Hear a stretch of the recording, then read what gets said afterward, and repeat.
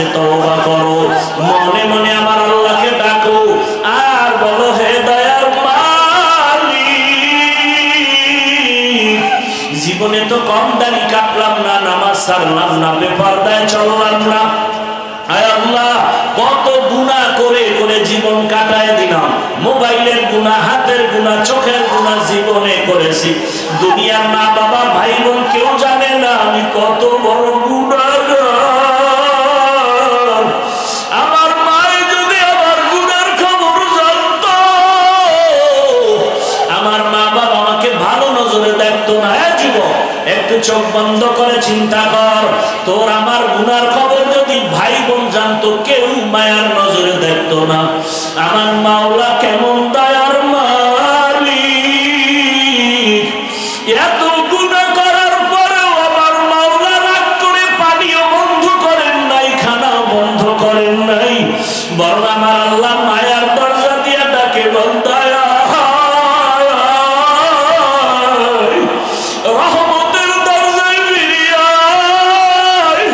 ওরে আমার দরজা থেকে কই ভাবতেছ, যেদিকেই যাবি জাহান্নামের আগুন। ওরে বান্দা, গুনার মজা পাইয়া কই যাও? বেনামাজি নামাজে না পড়িয়া মজা পাইছো, বেপরদায় চলে মজা পাইছো, গান বাজনায় মজা পাইয়া। ও বান্দা, তুই কোন দিকে দৌড়াও? ওরে যেদিকে যাইতেছ ওদিকে তো জাহান্নামের আগুন ছাড়া কিছু নাই। ওরে জাহান্নামের আগুনের গরম কেমন জানো? আল্লাতী তাত্তালিউ আলাল আফইদা। ওরে জাহান্নামের আগুন লাগা মাত্র কলিজাটা ভুনা হয়ে যাবে। ও আমার যুবক বাবারা, ওরে গুনার কারণে জীবনটা ধ্বংস, দিলটা পাথর হয়ে গেল, চোখে পানিও নাই। আল্লাহর কাছে তওবা করো আর মনে মনে আল্লাহরে ডাক দাও, হে দয়ার আল্লাহ, এই ময়দান থেকে আর গুনাহ অবস্থায় ফিরাইয়া দিও না। আল্লাহকে বলো, হে মালিক, জীবনে যত গুনাহ করেছি আর করব না। গুনাহগার হইয়া হাসরের ময়দানে দাঁড়াতে চাই না। হাসরের ময়দানে সূর্যের গরম, জাহান্নামের গরম সহ্য করতে পারবো না। ও আল্লাহ, তুমি মাফ করে দাও। আর নামাজ ছাড়বো না, দাড়ি কাটবো না, বেপরদায় চলবো না। মা বাবার দোয়া নিয়া, শিক্ষকের দোয়া নিয়া, উলামায়ে কেরামের দোয়া নিয়া, নবীজির আদর্শ মতো জীবন চালাবো। আল্লাহর কাছে বলিয়া যদি তওবার নিয়ত করতে পারো, আর জীবনে কোনোদিন গুনার কাছেও যাইবা না। তোমার মতো যুবকেরা স্কুল কলেজে পড়িয়াও নামাজ পড়ে অভাব নাই। তোমার মতো কত যুবক চাকরি করে, র্যাব, আর্মি, পুলিশ, বিডিআরের নামাজ ছাড়ে না। বলো তুমি কেন পারো না? তোমার মতো কত ব্যবসায়ীরা নামাজ পড়ে, ও ব্যবসায়ী বাবার আপনারা কেন পারবেন না? ও চাকরিজীবীরা কেন রেডি হন না? ও ড্রাইভার বাবারা, শ্রমিক বাবারা, আপনাদের মতো কত শ্রমিক কাজ করে, নামাজ ছাড়ে না। এখনো সময় আছে, তওবা করেন। ওই অন্ধকার কবর বড় কঠিন, হাসরের ময়দান বড় কঠিন। আল্লাহর কাছে তওবার যদি খাঁটি নিয়ত হয়, মুনাফিকি না থাকে, খাঁটি তওবার নিয়ত যাদের আছে, দুটো হাত আল্লাহকে দেখাইয়া দাও। মিনহা খালাকনাকুম, মাটির থেকে আল্লাহ সৃষ্টি যদি করে থাকেন, তাহলে রক্ত থেকে সৃষ্টি করার অর্থ কি? রক্ত থেকে যদি সৃষ্টি করে থাকেন, নাপাক পানি থেকে সৃষ্টি করার ব্যাখ্যা কি? কয়েকটা কথা এখানে সব বাদ। শুধু এতটুকু জানবো, আল্লাহ এত কিছু বইলা কি বুঝাইতে চান? আল্লাহ বুঝাইতে চান, মিনহা খালাকনাকুম, এই মাটির মানুষ, মাটির মতো হইয়া চল, আগুনের মতো বাহাদুরি দেখাইস না। মাটির গুণ কি কয়? নরম। গরম ভাব দেখাও কেন?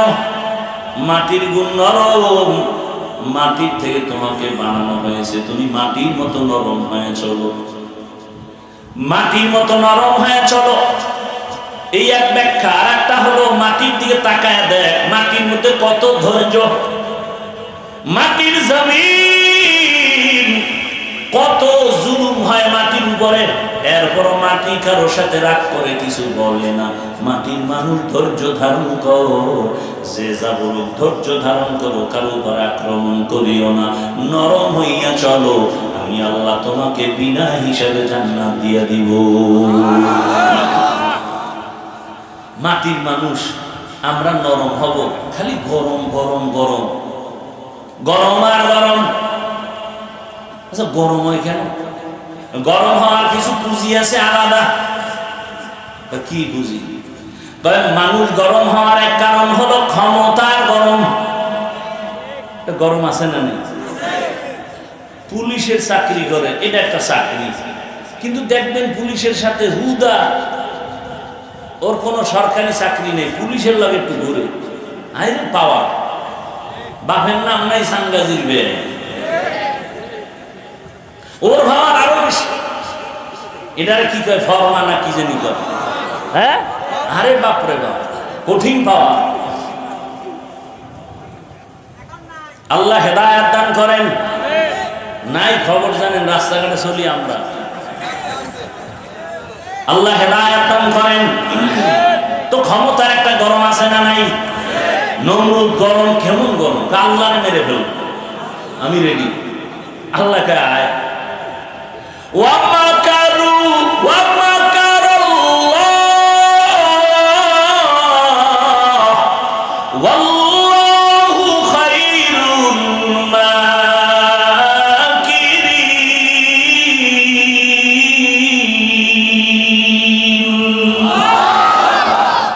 নমরুদ আল্লাহরে মেরে ফেলবে, পাওয়ারটা কেমন? বাঁশ দিয়া খুঁটি বানাইছে, কি কয় সিঁড়ি, তীর মাইরে আল্লাহরে মেরে ফেলবে, গিয়া মারছে। এবার দেখে আগায় রক্ত, নিচে একাই যে রক্ত, মেরে ফেলছে। চিন্তা করছে এমন বড় বেঈমানেরা আল্লাহ যখন ওরে মারতে লইছে, কি পরিমাণ বাহিনী লাগছে। একটা অসুস্থ মশা, তাও কিন্তু সুস্থ না, দেখছেন নি কারবার? অসুস্থ মশা, ওই মশা নাকের ভেতর থেকে ঢুকে চান্দির গোড়ায় গিয়া হাজির।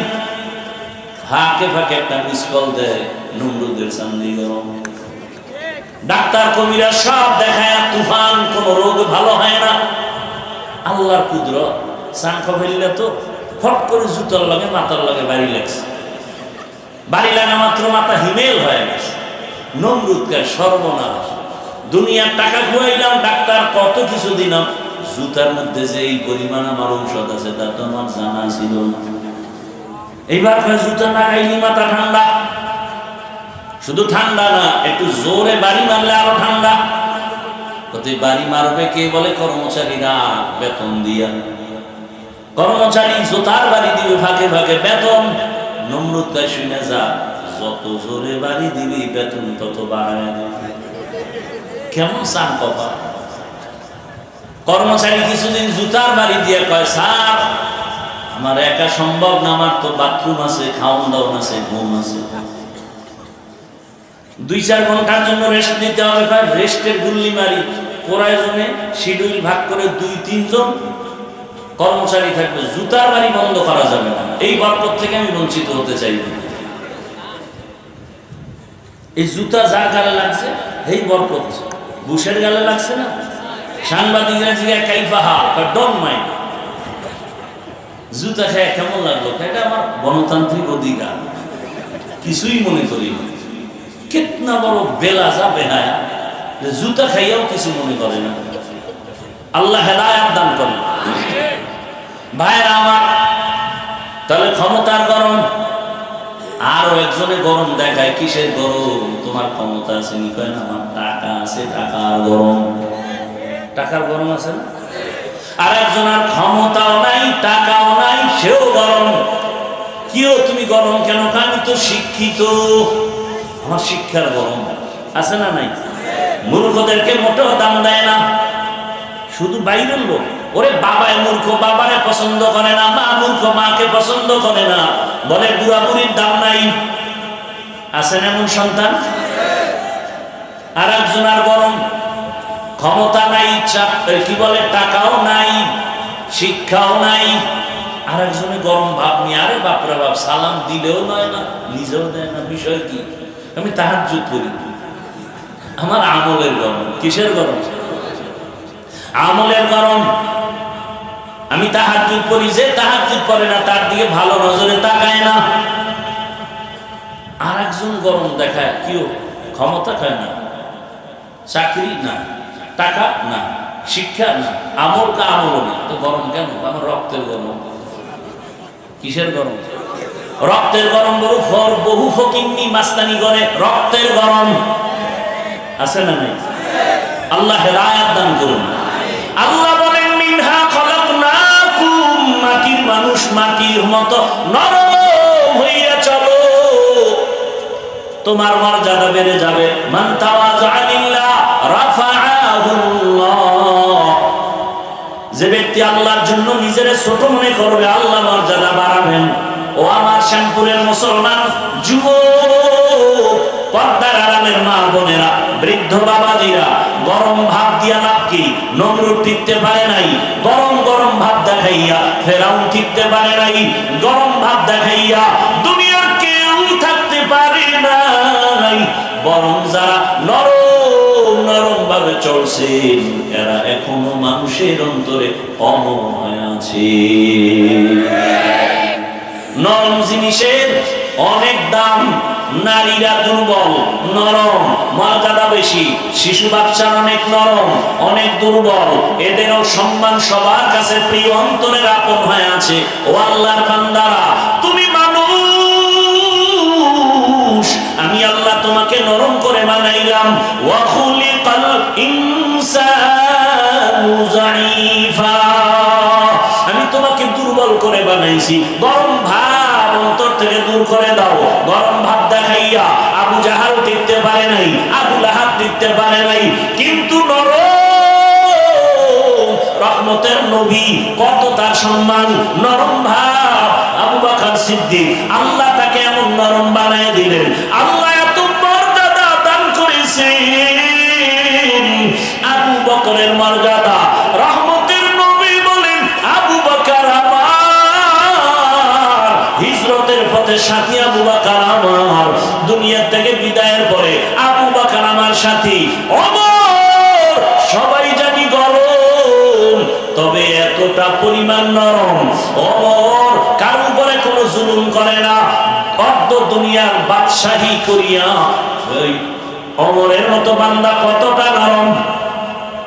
দিনের বেলা বিচার করে, রাতের বেলা এলাকায় একা একা ঘুরে ঘুরে দেখে আমার এলাকার কোন জনগণ কোন বিপদে আসেনি। কে কে চিন্তা করতে পারেন? রোম সম্রাট কয়, ওমরের নাম শুনলে সবাই তোমরা ভয় পাও কেন? তার সেনা সৈন্য কত, তার দেহ গার্ড কত, বডি গার্ড কত, সিকিউরিটি গার্ড কত। গোয়েন্দা বিভাগের লোকেরা কয়, বাদশাহ জাহাপানা রোম সম্রাট। ওমর এমন এক ব্যক্তি যে একা একা চলে, তার কোনো বডিগার্ড নাই, সিকিউরিটি গার্ড নাই। তাদের এত ভয় পাও কেন? যাও, কে আছো? ওমরের হত্যা করে দাও। ওমরের হত্যা করার জন্য লোক রেডি হয়ে গেছে, তরবারি নিয়ে, সুযোগ খুঁজে পাইলেই হত্যা করবে। আল্লাহ কয়, আমি যাকে হেফাজত করবো কেউ তার ক্ষতি করতে পারবে না, বড় ক্ষতি করতে গেলে সে ক্ষতির মধ্যে পড়ে যাবে। ওমরের মারবে কেমনি? দেখতেই ভয়। খবর শুনছে ওমর একা একা একটা জঙ্গলের পাহাড়ের পাশে খালি ময়দানে ডান হাতের বালিশ বানাইয়া ওমর ঘুমায়। এইবার শত্রু বাহিনী চিন্তা করলে এই সুযোগ হাতছাড়া করা যায় না। সামনে গেছে, গিয়া দেখে ঠিকই পাহাড়ের পাশে একটা লোক ঘুমায় আছে, অনেক উঁচু লম্বা, ঘুমাইতে আসি। ও তরবারিটা নিয়া এক কদম সামনে যায়, আবার দাঁড়ায়, কেমন যেন হৃৎপিণ্ড কাঁপতেছে। ভয় ভয় কি করি, আবার একটু আগায়, আবার পেছনে যায়। যাইতে যাইতে যাইতে যাইতে কাছাকাছি গিয়া হঠাৎ করে ওই ব্যক্তির তরবারিটা হাত থেকে ভয়ে পড়ে গেছে। তাকায় দেখে ওমর একা ঘুমায় না, জঙ্গলের একটা বাঘ ওমরের পাহারা দিতেছে। খাকো বাদ আবো আতিশ বন্দাম মামনে তু মুর্দা বাহাক জিন্দা। এই ওমর রাতের বেলা ঘুরে, আমার এলাকার কি খবর, আমার ছেলের খবর জানি, মেয়ের খবর জানি, স্ত্রীর খবর জানি, ভাইয়ের খবর জানি, আমার মা আরামে ঘুমায়, আমার বাবা আরামে ঘুমায়, আমার পরিবারের সবাই শান্তি, সবাই সম্মান, গাড়ি নিয়ে চলে, এসির বাতাস খায়, জনগণের কি খবর, এই চিন্তা অনেকের অন্তরে আসে না। ওমর এত বড় বীর, যেই ওমরের ডর, ওমরের ভয়ে শয়তান রাস্তায় চলে না, সেই ওমর একা একা রাতের বেলা ঘুরে, জনগণের খবর নেই। হঠাৎ এক ঘরে গিয়া শুনে মেয়েদের কণ্ঠের আওয়াজ। ওমর চুপ, দূরে দাঁড়ায় চুপ করে শুনতেছে কিসের আওয়াজ। হঠাৎ করে শুনে মা তার মেয়েকে বলে, বাজারে দুধ বিক্রি করতে নিবি, গাভীর দুধ, পানি বেশি দিয়ে নিবি। মেয়ে বলে, মা তুমি বলো কি, দেশের বাদশা ওমর খলিফাতুল মুসলিমিন যদি জানে কল্লা ফেলে দিবে। এইবার মা ডাক দিয়ে কয়, ওমর তো দেখবে না, এত ভয় কেন? ওমর কই? ঘরের কিনারায় নিরাপদে দাঁড়ানো। মেয়ে ডাক দিয়ে কয়, মা তুমি জানো না, ওমর যদিও জানবে না, তবে আমার আল্লাহ তো দেখবে, আল্লাহকে ফাঁকি দেয়া যাবে না। মা কথা শুনে চুপ হয়ে গেল। ওমর চলে গেলেন। পরের দিন ওই মহিলা মেয়ে সহ ডাকলেন তার রাজপ্রাসাদে। মহিলা ভয় পেয়ে গেছে, ওমর ডাকছে, কি না জানি হয়ে গেল। লোক দিয়া দুজনকে ডেকে পাঠালেন। কাছে গিয়া ওমর সম্মানের সাথে বললেন, আম্মা জান, কোনো ভয় পাবেন না, আপনাকে আমি অনেক ধন্যবাদ পুরস্কার দেওয়ার জন্য ডাকছি। এই জমিনে আমি ওমরের যুগে এমন মেয়ে পাওয়া বড় কঠিন। আম্মা জান, আপনার কপাল বড় ধন্য। ও আম্মা জান, আপনি এমন একটা মেয়ে পেয়েছেন, আল্লাহর শুকর। আপনি ধন্য মা, ধন্য সন্তান। আপনি যদি রাজি হন, আমি ওমরের ছেলের জন্য আপনার মেয়েটাকে বিবাহের বন্ধনে নিতে চাই। এমন মেয়ে পাওয়া বড় কঠিন। আপনি যদি রাজি হন, আমি আপনার মেয়েটাকে আমার ছেলের জন্য বিবাহের বন্ধনে নিতে চাই। মা কি বলবে? না, মা বলবে আমার কপাল ঘুরে গেছে। আলহামদুলিল্লাহ, খলিফাতুল মুসলিমিন। মা খুশিতে কান্না করা শুরু করেছে, আমার কপাল, আজ খলিফাতুল মুসলিমিনের ছেলে আমার মেয়ে নিতেছে।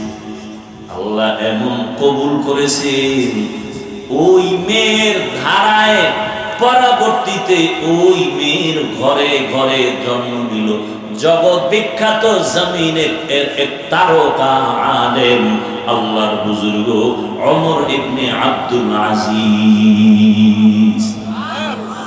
ওমর ইবনে আব্দুল আজিজের ইতিহাস বললে আরেক দিকে চলে যাবে। কেমন সন্তান? ওই মেয়ের ধারায়। এজন্য গাছ ভালো হলে ফল ভালো হবে। ও আমার যুবক বাবারা,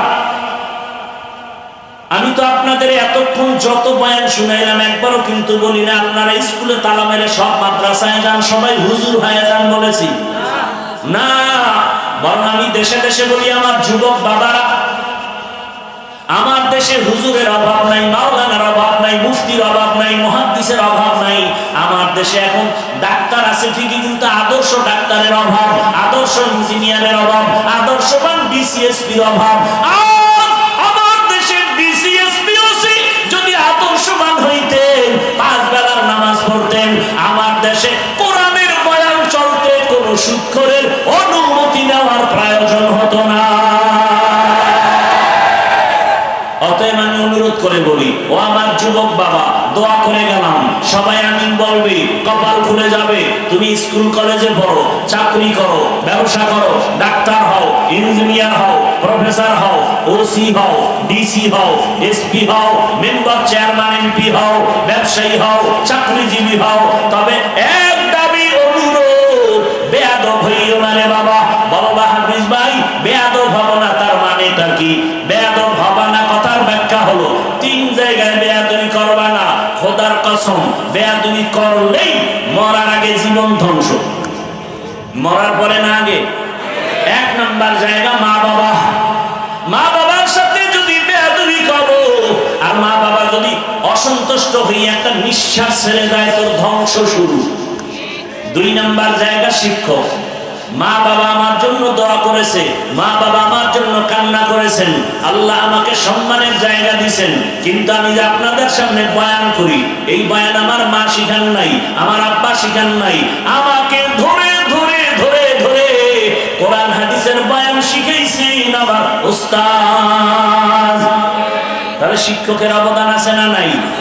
তোমাকে দস্তকাত শিখাইলেন, তুমি এখন ইংলিশে কথা বলো, আরবিতে কথা বলো, বাংলায় শুদ্ধ বাংলায় কথা বলো, এই অবদান কার? শিক্ষক। অতএব শিক্ষকের সাথে বেয়াদবি করবা না। যদি করো আর কষ্ট পাইয়া শিক্ষক যদি নিঃশ্বাস ফেলে, তোমার ধ্বংস শুরু, লেখাপড়ার জীবন ধ্বংস হয়ে যাবে। 3 নাম্বার জায়গা ওলামায়ে কিরাম, মুরব্বি, এদের সাথে বেয়াদবি করবা না। খবরদার, এদের সাথে যদি খারাপ আচরণ করো আর এরা কষ্ট পাইয়া যদি চোখের পানি ছেড়ে নিঃশ্বাস ফেলে দেয়, আল্লাহর কসম, এই জমিনে তোমার ধ্বংস শুরু হয়ে যাবে। ও জমিনের মানুষ, আমার বাংলাদেশ এত সুন্দর, মাদ্রাসার অভাব নাই, মসজিদের অভাব নাই, ওয়াজ মাহফিলের অভাব নাই, তাবলীগের অভাব নাই, পীর মাশায়েখের অভাব নাই, এরপরেও কেন অশান্তি? আলেমদের সাথে বেয়াদবি করার ফলাফল। অতএব অনুরোধ করি, ডাক্তার হও, বেয়াদব হইও না। হইলে কি তাসলিমা নাসরিনের মতো জুতা খায়া পালাতে হবে? আদবালা হও, দেখবা ডাক্তার হলো পুরা জীবন তোমার সম্মানের। তুমি একজন ইঞ্জিনিয়ার হও, আদবালা, আদর্শওয়ালা, তোমার সম্মান বেড়ে যাবে। এখান থেকে তোমাকে ডাক দিয়া বিদেশ নিয়ে যাবে হায়ার করে। এরকম ডাক্তার নাই? আছে। সম্মান, এটা ডিগ্রি না, সম্মান। এই সম্মানের জীবন যদি চাও, হে যুবক, মা বাবার দোয়া নাও, শিক্ষকের দোয়া নাও, ওলামায়ে কেরামের দোয়া নিয়ে সামনে আগাও। ও পর্দার আড়ালের আম্মা জান, এতক্ষণ আপনাদের সন্তানদের যা বুঝাই নাও, এগুলো যদি বাস্তবায়ন করতে হয়, আপনি মায়ের আদর্শ আর দোয়া লাগবে। আপনি যদি চেষ্টা করেন, একটা সন্তান ফুলের মতো পবিত্র হয়ে যাবে। আম্মা জান, আপনার আদর্শ সন্তান শিখে ফেলবে। আম্মা জান, আপনার মতো কত দামি মা এই এলাকায় আছে, এখনো আছে, নামাজ ছাড়ে না, বেপরদায় চলে না, মোবাইলের সময় নষ্ট করে না। এরে আম্মা জান, স্বামীর মাল খেয়ানত করে না। আম্মা জান বলে, আপনারা কেন নামাজ পড়েন না, বেপরদায় চলেন, মোবাইলে সময় নষ্ট করেন, স্বামীর মাল খেয়ানত কেন করেন? আরে স্বামী মরে গেলে তো আপনারই থেকে যাবে সব, আপনি কেন স্বামীর মাল মনে করে নষ্ট করেন? ও আমার মা বোনেরা, এখনো সময় আছে, আল্লাহর কাছে তওবা করেন আর মনে মনে বলেন, হে আল্লাহ, একটা ভালো সন্তানের মা বানায় দাও। আপনার সন্তান ডাক্তার হবে, ইঞ্জিনিয়ার হবে, ওসিডিসি হবে। আপনার সন্তানের ব্যবহারে কোনো মা বাপ যেন কষ্ট না পায়, ওলামায়ে কেরাম শিক্ষকরা যেন কষ্ট না পায়। আরে মা, আপনার সন্তানের ব্যবহারে সবাই খুশি থাকবে, কলিজা করে দোয়া করবে, ডাক্তার হবে, রোগীও দেখবে, কোরআন তেলাওয়াত করবে, নামাজ আদায় করবে, আবার আপনাদের জন্য দিল খুলে দোয়াও করবে। এমন ডাক্তারের মা যদি হতে পারেন, আপনার জীবনটাও ধন্য, সন্তানের জীবনটাও ধন্য হবে। ও আম্মা জানেরা, আপনাদের মতো মা এখনো আছে, দিনের পথে চলে, মার্কেটে ঘুরে না। আম্মা জান, আপনার চেহারার মধ্যে বদনজর লাগাবেন না। খবরদার, মা ঘরের মধ্যে থেকে একটা আদর্শ সন্তান তৈরি করে যাবেন, আদবওয়ালা, কোরআন পড়নেওয়ালা। এর ডাক্তার ইঞ্জিনিয়ার হলেও আপনার জীবনটা ধন্য হয়ে যাবে। ও বাবাজিরা, ও যুবক বাবারা, এখনো সময় আছে, তওবা করো। জীবনে তো মনের চাহিদা মিটাইয়া, শখ মিটাইয়া, গুনাহ তো কম করো নাই। মনে শখ লাগছে পার্কে যাবা, মজা দৌড়ায় গেছো, কারো বাধা মানো নাই। মনে শখ আছে দাড়ি রাখবা না রাখো নাই, নামাজ পড়ো না পড়ো নাই। ও বাবা, আরো কি তোমার শখ আছে? এখনো দাড়ি কামানের, এখনো কি শখ মিটে নাই? আর বলো, আর কত রাত্র সারা রাত মোবাইল চালাইলে তোমার শখ মিটে যাবে? আর কতদিন পার্কে পার্কে ঘুরলে তোমার শখ পূরণ হবে? আর কতবার দাড়ি কাটলে, নামাজ ছাড়লে তোমার শখ পূরণ হবে? এবং এটাও বলো, তোমার হায়াতের বাকি আর আছে কতদিন? দেখো নাই ও শ্যামপুরের যুবকেরা, ফেসবুকে কি তোমরা দেখো নাই? আমি শুনছি বাইতুল্লাহ বসিয়া ওই বিদেশ থেকে একটা যুবক টাকা আর স্বর্ণ নিয়ে বাড়ি আসছে বেড়াইবার জন্য, পরিবারের আনন্দ করার জন্য। এয়ারপোর্টে নামার পর শাহজালাল আন্তর্জাতিক বিমানবন্দরে পরিবারের স্ত্রী সন্তানেরা গাড়ি নিয়ে হাজির। ওই আল্লাহর বান্দা গাড়িতে রওনা, সন্তানের চুমু খায়, আপনজনের পাইয়া কত আনন্দ। আনন্দে আনন্দে বাড়ি যায়। বাড়ি যাওয়ার কাছাকাছি যাইয়া গাড়িটা পানির মধ্যে ড্রাইভার ফেললো।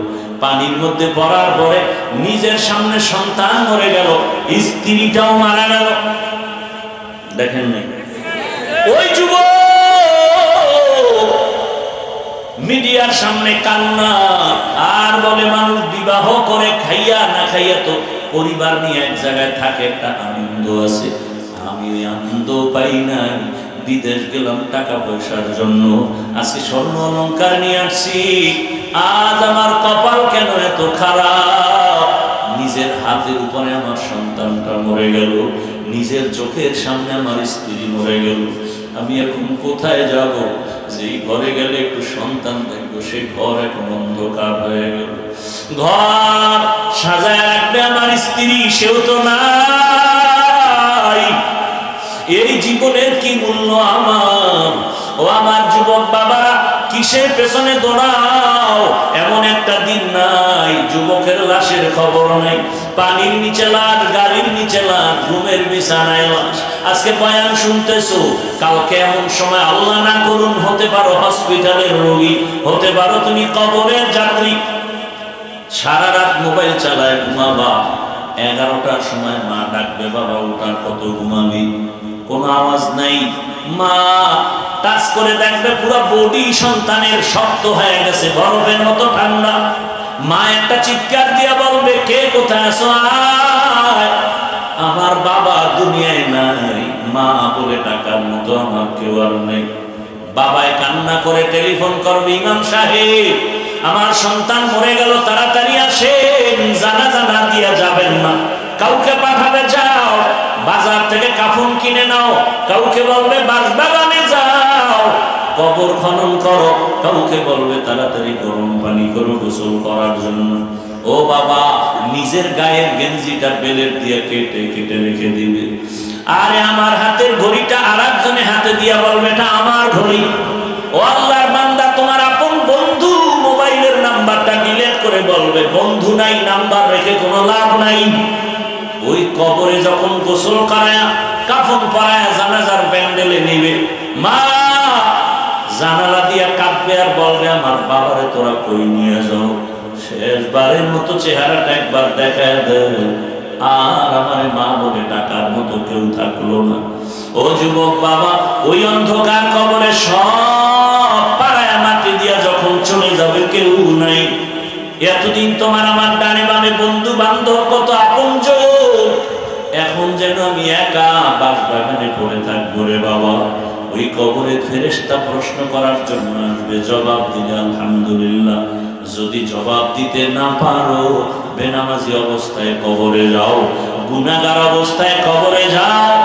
আল্লাহর অর্ডার হবে, ও কবরের মাটি একে ছাড় দেওয়া যাবে না, জাহান্নামের আগুন কবরটা ভরে যাবে। এর নবীর আসে, ওই জাহান্নামের আগুনের গরম সহ্য করা যাবে না রে বাবা। আল্লাহ রাগ করে বলবে, ও কবরের মাটি, দুই দিক থেকে জোরে জোরে চাপ দাও,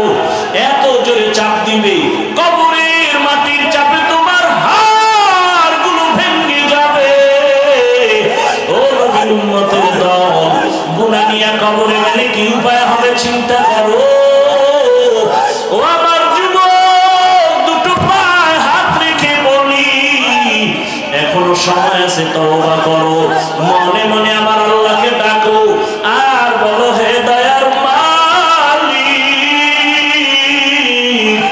জীবনে তো কম দাড়ি কাটলাম না, নামাজ ছাড়লাম না, বেপরদায় চললাম না, আয় আল্লাহ কত গুনাহ করে করে জীবন কাটায় দিলাম, মোবাইলের গুনাহ, হাতের গুনাহ, চোখের গুনাহ জীবনে করেছি, দুনিয়ার মা বাবা ভাই বোন কেউ জানে না আমি কত বড় গুনাহগার। আমার মায়ে যদি আমার গুনার খবর জানতো, আমার মা বাবা আমাকে ভালো নজরে দেখতো না। যুবক, একটু চোখ বন্ধ করে চিন্তা কর, তোর আমার গুনার খবর যদি ভাই বোন জানতো, কেউ মায়ার নজরে দেখতো না। আমার মাওলা কেমন দয়ার মালিক, এত গুনাহ করার পরেও আমার মাওলা রাগ করে পানিও বন্ধ করেন নাই, খানাও বন্ধ করেন নাই, বরং আমার আল্লাহ মায়ার দরজা দিয়ে ডাকে, দয়া রহমতের দরজায় ফিরিয়ে আয়। ওরে আমার দরজা থেকে কই ভাবতেছ, যেদিকেই যাবি জাহান্নামের আগুন। ওরে বান্দা, গুনার মজা পাইয়া কই যাও? বেনামাজি নামাজে না পড়িয়া মজা পাইছো, বেপরদায় চলে মজা পাইছো, গান বাজনায় মজা পাইয়া, ও বান্দা তুই কোন দিকে দৌড়াও? ওরে যেদিকে যাইতেছ ওদিকে তো জাহান্নামের আগুন ছাড়া কিছু নাই। ওরে জাহান্নামের আগুনের গরম কেমন জানো? আল্লাতী তাত্তালিউ আলাল আফইদা।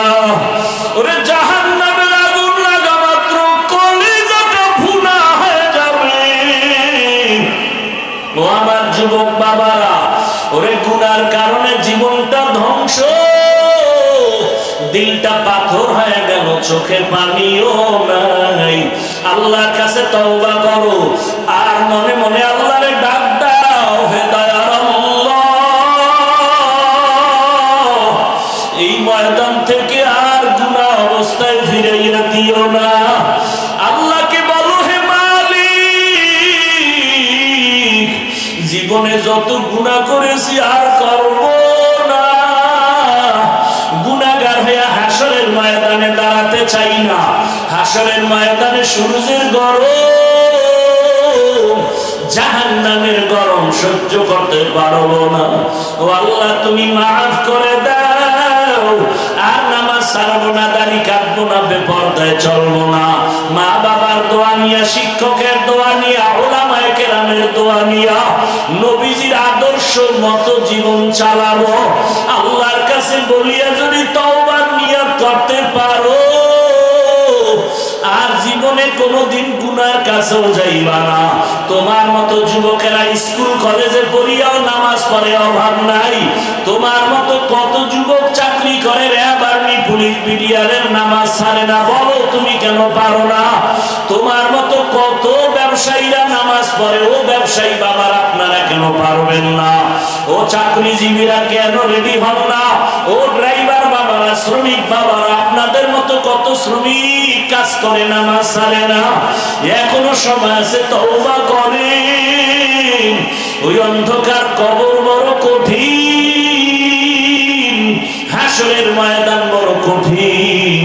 আল্লাহর কাছে তওবার যদি খাঁটি নিয়ত হয়, মুনাফিকি না থাকে, খাঁটি তওবার নিয়ত যাদের আছে, দুটো হাত আল্লাহকে দেখাইয়া দাও। আয় আল্লাহ, হাতগুলো কবুল করে নেন, তওবা কবুল করে নেন, তওবার উপরে মজবুত হইয়া চলার মতো তৌফিক দান করেন। আমিন। আলহামদুলিল্লাহি রাব্বিল আলামিন।